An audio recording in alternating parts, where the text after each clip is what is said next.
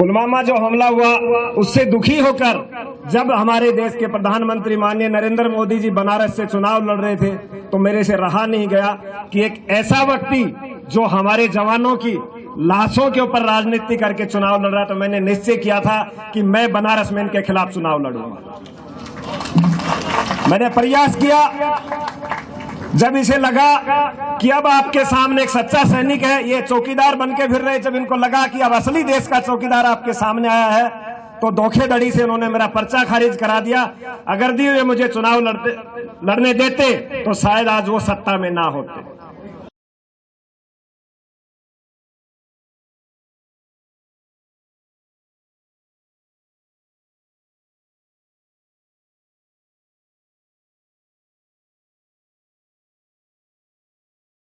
Modi media का एक channel के माध्यम से आप लोगों को जानकारी को जो खुलासा भी हो गया कि पुलवामा हमला किस प्रकार से हुआ। इसी मामले को लेकर पुलवामा जो हमला हुआ उससे दुखी होकर जब हमारे देश के प्रधानमंत्री माननीय नरेंद्र मोदी जी बनारस से चुनाव लड़ रहे थे तो मेरे से रहा नहीं गया कि एक ऐसा व्यक्ति जो हमारे जवानों की लाशों के ऊपर राजनीति करके चुनाव लड़ रहा, तो मैंने निश्चय किया था कि मैं बनारस में इनके खिलाफ चुनाव लड़ूंगा। मैंने प्रयास किया। जब इसे लगा कि अब आपके सामने एक सच्चा सैनिक है, ये चौकीदार बन के फिर रहे, जब इनको लगा कि अब असली देश का चौकीदार आपके सामने आया है, तो धोखेधड़ी से उन्होंने मेरा पर्चा खारिज करा दिया। अगर दी हुए मुझे चुनाव लड़ने देते तो शायद आज वो सत्ता में ना होते। लेकिन शायद देश के बहुत से लोगों को ये जानकारी नहीं है कि हम टीवी के माध्यम से शहीद शहीद चिल्लाते हैं, लेकिन जो हमारे सीआरपी के जो जवान भाई शहीद हुए, आज तक उनको शहीद का दर्जा नहीं देता भारतीय संविधान के अनुरूप। भारतीय कानून उसको शहीद का दर्जा नहीं देता। यहां तक कि उसे पेंशन का अधिकार भी नहीं है। जो नेता सत्ता में बैठे हैं, कोई साल के लिए 2 साल के लिए उनकी आजीवन पेंशन, लेकिन दुर्भाग्य जो नरेंद्र मोदी के चारों तरफ उसकी सुरक्षा कर रहा है, जो अमित शाह गृह मंत्री उसकी सुरक्षा कर रहा है, उनको पेंशन तक नहीं है। ये देश का बड़ा दुर्भाग्य। आज बात किसानों की जब आई है तो मैं इस सरकार को यहां से सीधी चेतावनी देना चाहता हूं। नरेंद्र मोदी सरकार कान खोल के सुन ले, ये वही किसान है जो अंग्रेज दूसरे देश के थे, इतने साल से राज कर रहे थे, उनको भी नाको चने समा दिए थे। आप तो हमारे अपने हो। हमें समय नहीं लगेगा यहां से आपकी सत्ता को उखाड़ने में, लेकिन आपको मौका दिया जा रहा है कि आप समय रहते सुधर जाएं, बेहतर रहेगा, वरना वो दिन दूर नहीं है। इन पिताओं ने अपने बच्चों को एक आवाज दे दिया तो आपके लिए छुपाने के लिए जगह भी नहीं मिलेगी।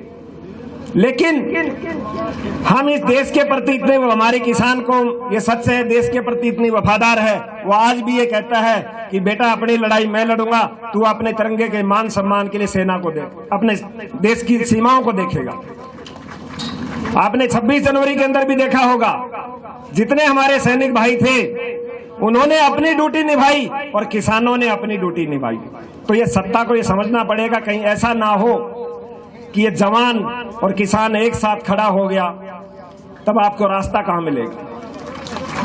अभी तो पूरे सैनिक हैं, सबके परिवार से कोई न कोई सेना में है, लेकिन दुर्भाग्य कि जो कौम, जिस कौम ने, मैं बुरे गर्व से कहता हूं क्योंकि मेरे खुद के दादाजी ईश्वर सिंह आजाद हिंद फौज थे, उन्होंने किस्से जो सुनाए थे, जिस कौम ने इस देश को आजाद कराया गया, अरे बेशर्मो तुमने उनको खालिस्तानी कहा, बड़े शर्म की बात है। लेकिन यह इतिहास भी गवाह है कि आजादी की लड़ाई भी पंजाब के धरती से शुरू हुई थी और ये किसान क्रांति भी पंजाब की धरती से शुरू हुई थी। तो ये भी निश्चित है कि पहले हमने भगाया था गोरों को, अब भगाएंगे इन चोरों को। यह भी निश्चित है, पढ़ लेके आए। तो मोदी जी, आपको सीधी सीधी ये चेतावनी है, या तो 3 काले कानून आप शांतिपूर्वक वापस ले लें और एमएससी कानूनी दर्जा दे दें, वरना वो दिन दूर नहीं है कि बहुत जल्द ये किसान कौम है, खेत में भी तो अपना काम करता है। यहाँ पर अगर साल भर भी रुकना पड़ेगा तो ये रुकेगा, इसकी आप ये परवाह मत, ये चला जाएगा। ये जब तक नहीं जाएगा, जब तक 3 काले कानून वापस नहीं होंगे। ये घर से सोच के आया। मैं सभी अपने सैनिक साथियों की तरफ से यही आह्वान करना चाहता हूँ कि जो भी रिटायरमेंट सैनिक है वो भी बढ़ चढ़ के आए, क्योंकि आप भी अब किसानी कर रहे हो। और मैं सभी का आभार व्यक्त करता हूँ कि आप किसान की लड़ाई नहीं, आप हमारी भी लड़ाई लड़ रहे हो, क्योंकि हमारे पूर्वज आप हैं। आपकी लड़ाई में हम हर समय आपके साथ हैं। जय हिंद, जय। पुलवामा जो हमला हुआ उससे दुखी होकर जब हमारे देश के प्रधानमंत्री माननीय नरेंद्र मोदी जी बनारस से चुनाव लड़ रहे थे तो मेरे से रहा नहीं गया कि एक ऐसा व्यक्ति जो हमारे जवानों की लाशों के ऊपर राजनीति करके चुनाव लड़ रहा, तो मैंने निश्चय किया था कि मैं बनारस में इनके खिलाफ चुनाव लड़ूंगा। मैंने प्रयास किया। जब इसे लगा कि अब आपके सामने एक सच्चा सैनिक है, ये चौकीदार बनके फिर रहे, जब इनको लगा कि अब असली देश का चौकीदार आपके सामने आया है, तो धोखेधड़ी से उन्होंने मेरा पर्चा खारिज करा दिया। अगर दी वे मुझे चुनाव लड़ने देते तो शायद आज वो सत्ता में ना होते। मोदी मीडिया का एक चैनल के माध्यम से आप लोगों को जानकारी हो, जो खुलासा भी हो गया कि पुलवामा हमला किस प्रकार से हुआ। इसी मामले को लेकर पुलवामा जो हमला हुआ उससे दुखी होकर जब हमारे देश के प्रधानमंत्री माननीय नरेंद्र मोदी जी बनारस से चुनाव लड़ रहे थे तो मेरे से रहा नहीं गया कि एक ऐसा व्यक्ति जो हमारे जवानों की लाशों के ऊपर राजनीति करके चुनाव लड़ रहा, तो मैंने निश्चय किया था कि मैं बनारस में इनके खिलाफ चुनाव लड़ूंगा। मैंने प्रयास किया। जब इसे लगा कि अब आपके सामने एक सच्चा सैनिक है, ये चौकीदार बनके फिर रहे, जब इनको लगा कि अब असली देश का चौकीदार आपके सामने आया है, तो धोखेधड़ी से उन्होंने मेरा पर्चा खारिज करा दिया। अगर दी वे मुझे चुनाव लड़ने देते तो शायद आज वो सत्ता में ना होते। लेकिन शायद देश के बहुत से लोगों को ये जानकारी नहीं है कि हम टीवी के माध्यम से शहीद शहीद चिल्लाते हैं, लेकिन जो हमारे सीआरपी के जो जवान भाई शहीद हुए, आज तक उनको शहीद का दर्जा नहीं देता भारतीय संविधान के अनुरूप। भारतीय कानून उसको शहीद का दर्जा नहीं देता। यहां तक कि उसे पेंशन का अधिकार भी नहीं है। जो नेता सत्ता में बैठे हैं, कोई साल के लिए 2 साल के लिए उनकी आजीवन पेंशन, लेकिन दुर्भाग्य जो नरेंद्र मोदी के चारों तरफ उसकी सुरक्षा कर रहा है, जो अमित शाह गृह मंत्री उसकी सुरक्षा कर रहा है, उनको पेंशन तक नहीं है। ये देश का बड़ा दुर्भाग्य। आज बात किसानों की जब आई है तो मैं इस सरकार को यहां से सीधी चेतावनी देना चाहता हूं। नरेंद्र मोदी सरकार, कान खोल के सुन ले, ये वही किसान है जो अंग्रेज दूसरे देश के थे, इतने साल से राज कर रहे थे, उनको भी नाको चने समा दिए थे। आप तो हमारे अपने हो। हमें समय नहीं लगेगा यहां से आपकी सत्ता को उखाड़ने में, लेकिन आपको मौका दिया जा रहा है कि आप समय रहते सुधर जाएं, बेहतर रहेगा, वरना वो दिन दूर नहीं है। इन पिताओं ने अपने बच्चों को एक आवाज दे दिया तो आपके लिए छुपाने के लिए जगह भी नहीं मिलेगी। लेकिन हम इस देश के प्रति इतने, हमारे किसान को ये सच है, देश के प्रति इतनी वफादार है, वो आज भी ये कहता है कि बेटा अपनी लड़ाई मैं लड़ूंगा, तू अपने तिरंगे के मान सम्मान के लिए सेना को देख, अपने देश की सीमाओं को देखेगा। आपने 26 जनवरी के अंदर भी देखा होगा, जितने हमारे सैनिक भाई थे उन्होंने अपनी ड्यूटी निभाई और किसानों ने अपनी ड्यूटी निभाई। तो ये सत्ता को ये समझना पड़ेगा, कहीं ऐसा ना हो कि ये जवान और किसान एक साथ खड़ा हो गया, तब आपको रास्ता कहां मिलेगा। अभी तो पूरे सैनिक हैं, सबके परिवार से कोई न कोई सेना में है, लेकिन दुर्भाग्य कि जो कौम, जिस कौम ने, मैं बुरे गर्व से कहता हूं, क्योंकि मेरे खुद के दादाजी ईश्वर सिंह आजाद हिंद फौज थे, उन्होंने किस्से जो सुनाए थे, जिस कौम ने इस देश को आजाद कराया गया, अरे बेशर्मो तुमने उनको खालिस्तानी कहा, बड़े शर्म की बात है। लेकिन यह इतिहास भी गवाह है कि आजादी की लड़ाई भी पंजाब के धरती से शुरू हुई थी और ये किसान क्रांति भी पंजाब की धरती से शुरू हुई थी।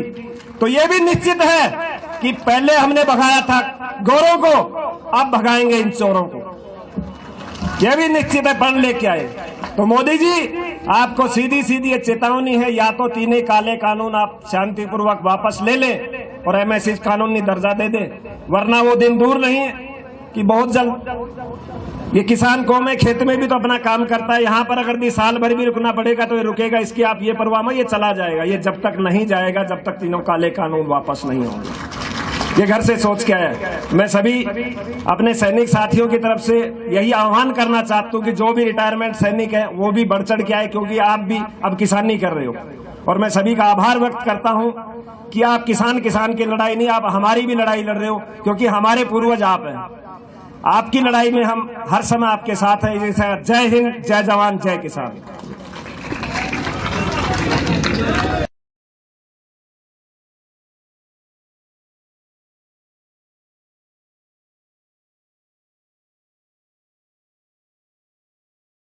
पुलवामा जो हमला हुआ उससे दुखी होकर जब हमारे देश के प्रधानमंत्री माननीय नरेंद्र मोदी जी बनारस से चुनाव लड़ रहे थे तो मेरे से रहा नहीं गया कि एक ऐसा व्यक्ति जो हमारे जवानों की लाशों के ऊपर राजनीति करके चुनाव लड़ रहा, तो मैंने निश्चय किया था कि मैं बनारस में इनके खिलाफ चुनाव लड़ूंगा।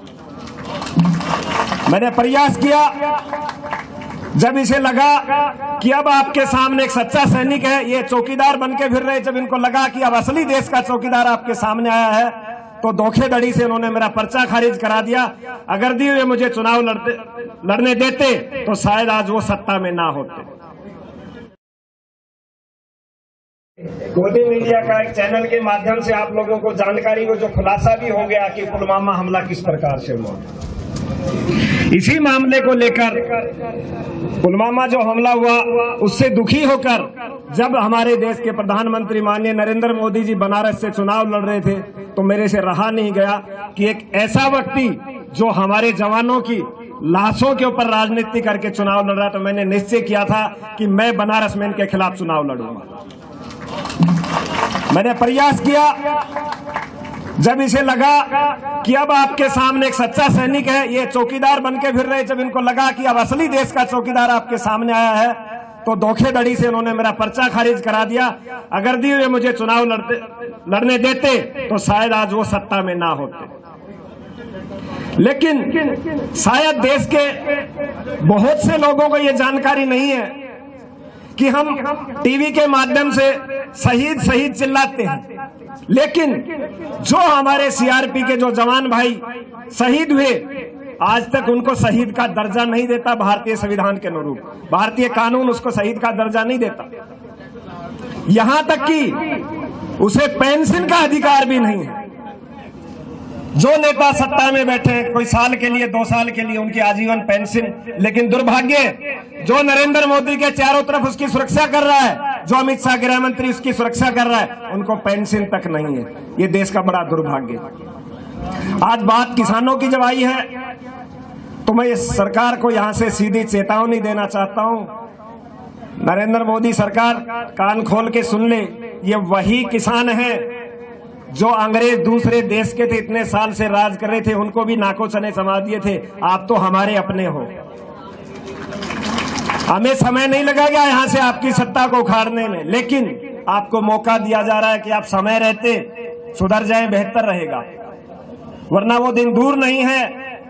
इन पिताओं ने अपने बच्चों को एक आवाज दे दिया तो आपके लिए छुपाने के लिए जगह भी नहीं मिलेगी। लेकिन हम इस देश के प्रति इतने, हमारे किसान को ये सच है, देश के प्रति इतनी वफादार है, वो आज भी ये कहता है कि बेटा अपनी लड़ाई मैं लड़ूंगा, तू अपने तिरंगे के मान सम्मान के लिए सेना को देख, अपने देश की सीमाओं को देखेगा। आपने 26 जनवरी के अंदर भी देखा होगा, जितने हमारे सैनिक भाई थे उन्होंने अपनी ड्यूटी निभाई और किसानों ने अपनी ड्यूटी निभाई। तो ये सत्ता को ये समझना पड़ेगा, कहीं ऐसा ना हो कि ये जवान और किसान एक साथ खड़ा हो गया, तब आपको रास्ता कहां मिलेगा। अभी तो पूरे सैनिक हैं, सबके परिवार से कोई न कोई सेना में है, लेकिन दुर्भाग्य कि जो कौम, जिस कौम ने, मैं बुरे गर्व से कहता हूं, क्योंकि मेरे खुद के दादाजी ईश्वर सिंह आजाद हिंद फौज थे, उन्होंने किस्से जो सुनाए थे, जिस कौम ने इस देश को आजाद कराया गया, अरे बेशर्मो तुमने उनको खालिस्तानी कहा, बड़े शर्म की बात है। लेकिन यह इतिहास भी गवाह है कि आजादी की लड़ाई भी पंजाब के धरती से शुरू हुई थी और ये किसान क्रांति भी पंजाब की धरती से शुरू हुई थी। तो ये भी निश्चित है कि पहले हमने भगाया था गोरों को, अब भगाएंगे इन चोरों को। यह भी निश्चित है, पढ़ लेके आए। तो मोदी जी, आपको सीधी सीधी ये चेतावनी है, या तो तीनों काले कानून आप शांतिपूर्वक वापस ले लें और एमएससी कानूनी दर्जा दे दें, वरना वो दिन दूर नहीं है कि बहुत जल्द ये किसान कौम है, खेत में भी तो अपना काम करता है। यहाँ पर अगर साल भर भी रुकना पड़ेगा तो ये रुकेगा, इसकी आप ये परवाह मत, ये चला जाएगा। ये जब तक नहीं जाएगा, जब तक तीनों काले कानून वापस नहीं होंगे। ये घर से सोच के आया। मैं सभी अपने सैनिक साथियों की तरफ से यही आह्वान करना चाहता हूँ कि जो भी रिटायरमेंट सैनिक है वो भी बढ़ चढ़ के आए, क्योंकि आप भी अब किसानी कर रहे हो। और मैं सभी का आभार व्यक्त करता हूँ कि आप किसान की लड़ाई नहीं, आप हमारी भी लड़ाई लड़ रहे हो, क्योंकि हमारे पूर्वज आप हैं। आपकी लड़ाई में हम हर समय आपके साथ हैं। जैसे जय हिंद, जय जवान, जय किसान।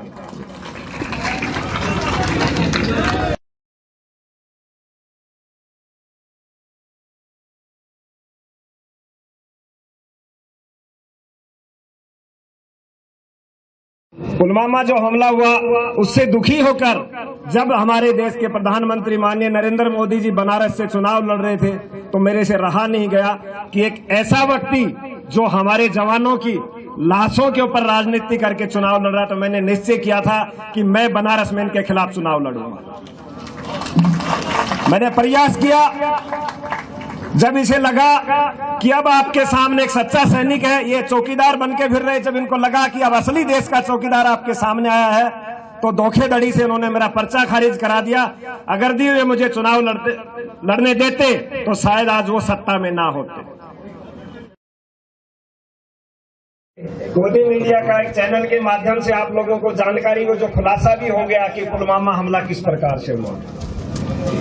इसी मामले को लेकर पुलवामा जो हमला हुआ उससे दुखी होकर जब हमारे देश के प्रधानमंत्री माननीय नरेंद्र मोदी जी बनारस से चुनाव लड़ रहे थे, तो मेरे से रहा नहीं गया कि एक ऐसा व्यक्ति जो हमारे जवानों की लाशों के ऊपर राजनीति करके चुनाव लड़ रहा, तो मैंने निश्चय किया था कि मैं बनारस में इनके खिलाफ चुनाव लड़ूंगा। मैंने प्रयास किया। जब इसे लगा कि अब आपके सामने एक सच्चा सैनिक है, ये चौकीदार बन के फिर रहे, जब इनको लगा कि अब असली देश का चौकीदार आपके सामने आया है, तो धोखेधड़ी से उन्होंने मेरा पर्चा खारिज करा दिया। अगर दी हुए मुझे चुनाव लड़ने देते तो शायद आज वो सत्ता में ना होते। लेकिन शायद देश के बहुत से लोगों को ये जानकारी नहीं है कि हम टीवी के माध्यम से शहीद शहीद चिल्लाते हैं, लेकिन जो हमारे सीआरपी के जो जवान भाई शहीद हुए, आज तक उनको शहीद का दर्जा नहीं देता भारतीय संविधान के अनुरूप। भारतीय कानून उसको शहीद का दर्जा नहीं देता। यहां तक कि उसे पेंशन का अधिकार भी नहीं है। जो नेता सत्ता में बैठे हैं, कोई साल के लिए 2 साल के लिए उनकी आजीवन पेंशन, लेकिन दुर्भाग्य जो नरेंद्र मोदी के चारों तरफ उसकी सुरक्षा कर रहा है, जो अमित शाह गृह मंत्री उसकी सुरक्षा कर रहा है, उनको पेंशन तक नहीं है। ये देश का बड़ा दुर्भाग्य।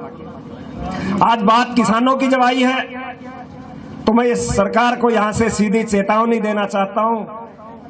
नरेंद्र मोदी सरकार, कान खोल के सुन ले, ये वही किसान है जो अंग्रेज दूसरे देश के थे, इतने साल से राज कर रहे थे, उनको भी नाको चने समा दिए थे। आप तो हमारे अपने हो। हमें समय नहीं लगेगा यहां से आपकी सत्ता को उखाड़ने में, लेकिन आपको मौका दिया जा रहा है कि आप समय रहते सुधर जाएं, बेहतर रहेगा, वरना वो दिन दूर नहीं है। इन पिताओं ने अपने बच्चों को एक आवाज दे दिया तो आपके लिए छुपाने के लिए जगह भी नहीं मिलेगी। लेकिन हम इस देश के प्रति इतने, हमारे किसान को ये सच है, देश के प्रति इतनी वफादार है, वो आज भी ये कहता है कि बेटा अपनी लड़ाई मैं लड़ूंगा, तू अपने तिरंगे के मान सम्मान के लिए सेना को देख, अपने देश की सीमाओं को देखेगा। आपने 26 जनवरी के अंदर भी देखा होगा, जितने हमारे सैनिक भाई थे उन्होंने अपनी ड्यूटी निभाई और किसानों ने अपनी ड्यूटी निभाई। तो ये सत्ता को ये समझना पड़ेगा, कहीं ऐसा ना हो कि ये जवान और किसान एक साथ खड़ा हो गया, तब आपको रास्ता कहां मिलेगा। अभी तो पूरे सैनिक हैं, सबके परिवार से कोई न कोई सेना में है, लेकिन दुर्भाग्य कि जो कौम, जिस कौम ने, मैं बुरे गर्व से कहता हूं, क्योंकि मेरे खुद के दादाजी ईश्वर सिंह आजाद हिंद फौज थे, उन्होंने किस्से जो सुनाए थे, जिस कौम ने इस देश को आजाद कराया गया, अरे बेशर्मो तुमने उनको खालिस्तानी कहा, बड़े शर्म की बात है। लेकिन यह इतिहास भी गवाह है कि आजादी की लड़ाई भी पंजाब के धरती से शुरू हुई थी और ये किसान क्रांति भी पंजाब की धरती से शुरू हुई थी।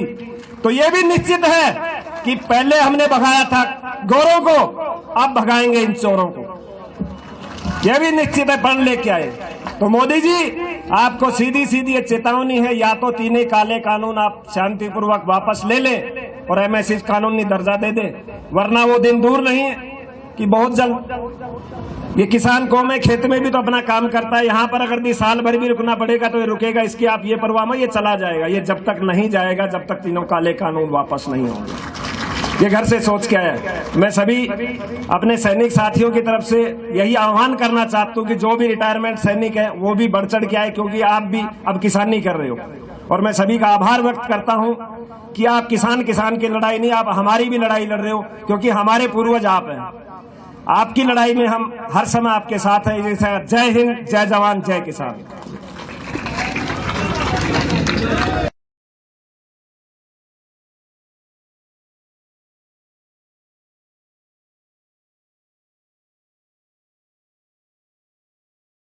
पुलवामा जो हमला हुआ उससे दुखी होकर जब हमारे देश के प्रधानमंत्री माननीय नरेंद्र मोदी जी बनारस से चुनाव लड़ रहे थे, तो मेरे से रहा नहीं गया कि एक ऐसा व्यक्ति जो हमारे जवानों की लाशों के ऊपर राजनीति करके चुनाव लड़ रहा, तो मैंने निश्चय किया था कि मैं बनारस में इनके खिलाफ चुनाव लड़ूंगा। मैंने प्रयास किया। जब इसे लगा कि अब आपके सामने एक सच्चा सैनिक है, ये चौकीदार बन के फिर रहे, जब इनको लगा कि अब असली देश का चौकीदार आपके सामने आया है, तो धोखेधड़ी से उन्होंने मेरा पर्चा खारिज करा दिया। अगर दी हुए मुझे चुनाव लड़ने देते तो शायद आज वो सत्ता में ना होते। मोदी मीडिया का एक चैनल के माध्यम से आप लोगों को जानकारी हो, जो खुलासा भी हो गया कि पुलवामा हमला किस प्रकार से हुआ। इसी मामले को लेकर पुलवामा जो हमला हुआ उससे दुखी होकर जब हमारे देश के प्रधानमंत्री माननीय नरेंद्र मोदी जी बनारस से चुनाव लड़ रहे थे, तो मेरे से रहा नहीं गया कि एक ऐसा व्यक्ति जो हमारे जवानों की लाशों के ऊपर राजनीति करके चुनाव लड़ रहा, तो मैंने निश्चय किया था कि मैं बनारस में इनके खिलाफ चुनाव लड़ूंगा। मैंने प्रयास किया। जब इसे लगा कि अब आपके सामने एक सच्चा सैनिक है, ये चौकीदार बन के फिर रहे, जब इनको लगा कि अब असली देश का चौकीदार आपके सामने आया है, तो धोखेधड़ी से उन्होंने मेरा पर्चा खारिज करा दिया। अगर दी हुए मुझे चुनाव लड़ने देते तो शायद आज वो सत्ता में ना होते। लेकिन शायद देश के बहुत से लोगों को ये जानकारी नहीं है कि हम टीवी के माध्यम से शहीद शहीद चिल्लाते हैं, लेकिन जो हमारे CRP के जो जवान भाई शहीद हुए, आज तक उनको शहीद का दर्जा नहीं देता भारतीय संविधान के अनुरूप। भारतीय कानून उसको शहीद का दर्जा नहीं देता। यहां तक कि उसे पेंशन का अधिकार भी नहीं है। जो नेता सत्ता में बैठे हैं, कोई साल के लिए 2 साल के लिए उनकी आजीवन पेंशन, लेकिन दुर्भाग्य जो नरेंद्र मोदी के चारों तरफ उसकी सुरक्षा कर रहा है, जो अमित शाह गृह मंत्री उसकी सुरक्षा कर रहा है, उनको पेंशन तक नहीं है। ये देश का बड़ा दुर्भाग्य। आज बात किसानों की जब आई है, तो मैं इस सरकार को यहां से सीधी चेतावनी देना चाहता हूं। नरेंद्र मोदी सरकार, कान खोल के सुन ले, ये वही किसान है जो अंग्रेज दूसरे देश के थे, इतने साल से राज कर रहे थे, उनको भी नाको चने समा दिए थे। आप तो हमारे अपने हो।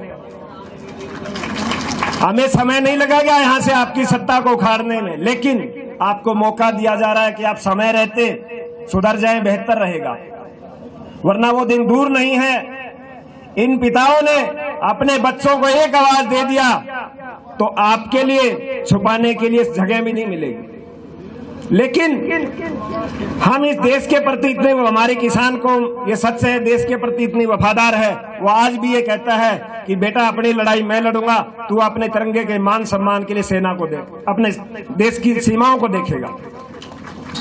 आपने 26 जनवरी के अंदर भी देखा होगा, जितने हमारे सैनिक भाई थे उन्होंने अपनी ड्यूटी निभाई और किसानों ने अपनी ड्यूटी निभाई।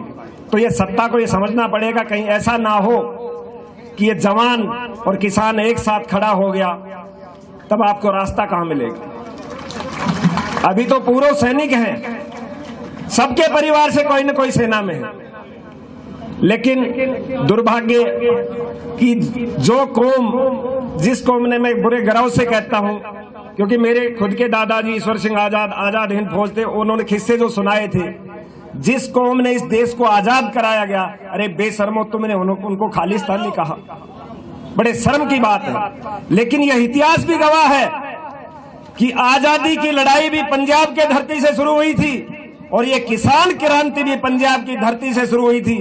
तो ये भी निश्चित है कि पहले हमने भगाया था गोरों को, अब भगाएंगे इन चोरों को, यह भी निश्चित है। पढ़ लेके आए तो मोदी जी आपको सीधी सीधी चेतावनी है, या तो तीनों काले कानून आप शांतिपूर्वक वापस ले लें और एमएससी कानूनी दर्जा दे दें, वरना वो दिन दूर नहीं है कि बहुत जल्द ये किसान कौम है, खेत में भी तो अपना काम करता है, यहाँ पर अगर भी साल भर भी रुकना पड़ेगा तो ये रुकेगा, इसकी आप ये परवाह मत, ये चला जाएगा, ये जब तक नहीं जाएगा जब तक तीनों काले कानून वापस नहीं होंगे। ये घर से सोच के आया। मैं सभी अपने सैनिक साथियों की तरफ से यही आह्वान करना चाहता हूँ कि जो भी रिटायरमेंट सैनिक है वो भी बढ़ चढ़ के आए, क्योंकि आप भी अब किसानी कर रहे हो और मैं सभी का आभार व्यक्त करता हूँ कि आप किसान की लड़ाई नहीं, आप हमारी भी लड़ाई लड़ रहे हो, क्योंकि हम